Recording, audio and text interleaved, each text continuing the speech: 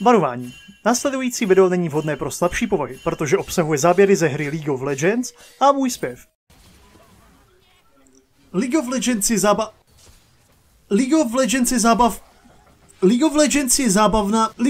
je zábavná hra.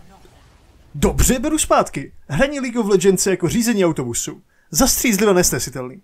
V této úžasné hře se utká 10 lidí bez života v boji o to, kdo získá lepší spoluhráče.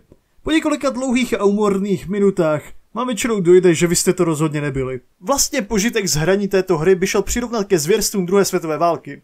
Nevěříte mi? Tady je Venův diagram, který to dokazuje. Už chápete?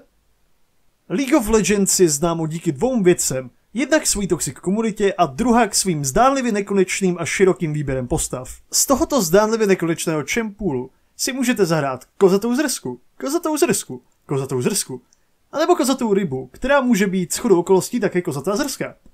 Můžete být týpek se zbraněmi, týpek se zbraní, týpek bez zbraní, kráva, veverka, agresivní veverka na ještěrka, jeden ze 4 Beybladeů, kočka, pes, rybář, ryba, kámen, nůžky, papír a leopard. Možnosti jsou nekonečné.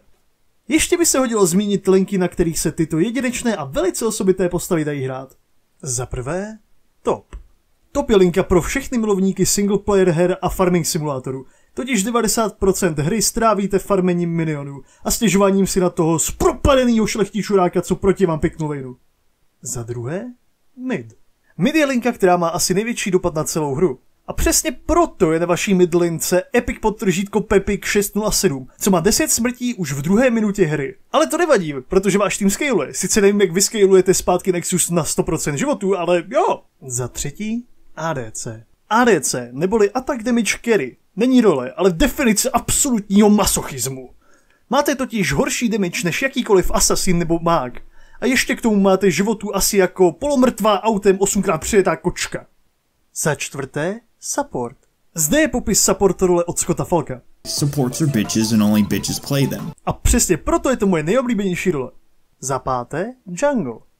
Jungler je člověk, kterého nepotkáte za celou hru ani jednou. Když si tento fakt uvědomíte, zmáčknete tab a uvidíte všechny draky na kontě nepřátelského týmu.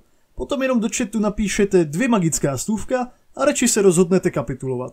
Ale nezoufejte, asi tak jednou za 300 proher se hvězdy seřadí a zajistí vám nejlepší hru ze všech. Cipni kondom na fidlinku, když to stejně neumíš. Tvoji matku brousí polak, že se za ní nestydíš.